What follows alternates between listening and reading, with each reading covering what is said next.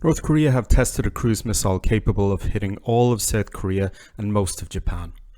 Today we're going to get into why this is important, where it fits into North Korea's larger pursuit of a nuclear deterrent, and why these tests are unlikely to stop in the short and medium term. Early last week, on the 11th to the 12th of September 2021, North Korea has pronounced that they have tested a new long-range cruise missile. It was launched by an 8-wheel truck and launcher, which appears to be the one that made its debut in January 2021 military parade. The missile flew 1,500 kilometers or 932 miles, flying a figure of 8 pattern over a 2-hour time frame. So it immediately indicates that it is capable of striking all of South Korea and most of Japan and the US military bases on it. Given the data we have so far, in essence it seems to perform like older cruise missiles which fly at very low altitude and at subsonic speeds. This means they are capable of flying under radar coverage and have a small radar cross-section, making them quite difficult to detect. That figure of 8 flight path also indicates that it can change course mid-flight and therefore arrive at its target from an unexpected direction.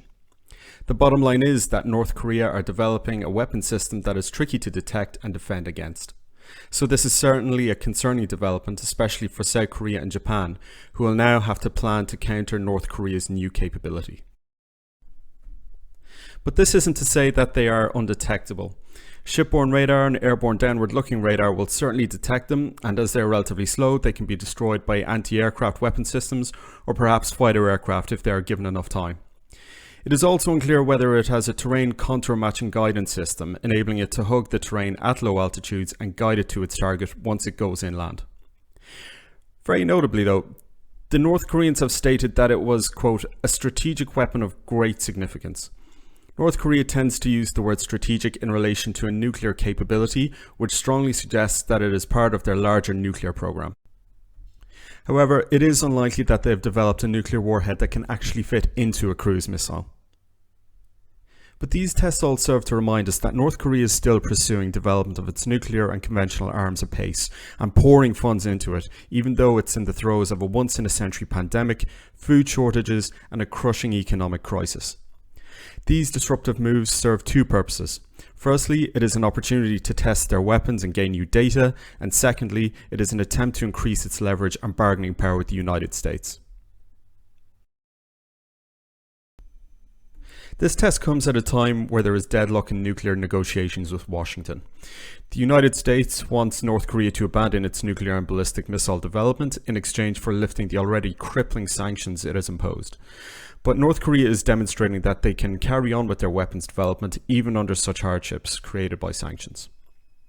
And in a way, this is language, a type of political language, a way of communicating to North Korea's enemies and the world that their sanctions will not divert its weapons development.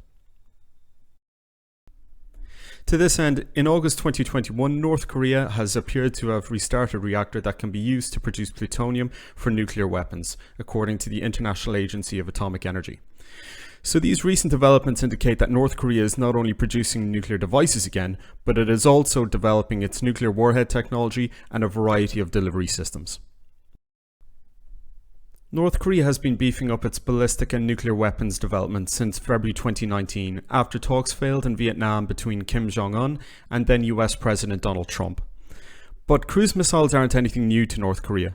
They have been developing their own missiles off the back of Soviet-made anti-ship missiles to produce the Kumsong-3 coastal defense cruise missile, which is based off the Soviet Kh-35 Uran missile. So North Korean cruise missile isn't necessarily a great shock to analysts.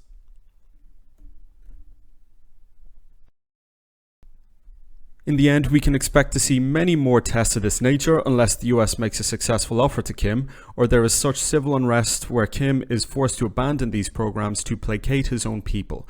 But this scenario is very, very unlikely. But why is North Korea pursuing a nuclear weapons program at all if they're being crippled by economic sanctions? Quite simply, because nuclear weapons are the ultimate guarantee of the regime's survival. North Korea is surrounded by more technically advanced enemies, and it is the fear amongst North Korean leaders that the United States would seek regime change, such as that seen in Afghanistan, Iraq, and Libya. And also President Bush's Axis of Evil State of the Union address and Trump's general lunacy certainly didn't do much to assuage their fears. Okay, that's pretty much everything I have for you today. Like, subscribe, comment, and watch the skies for the next video. And until the next time, stay safe.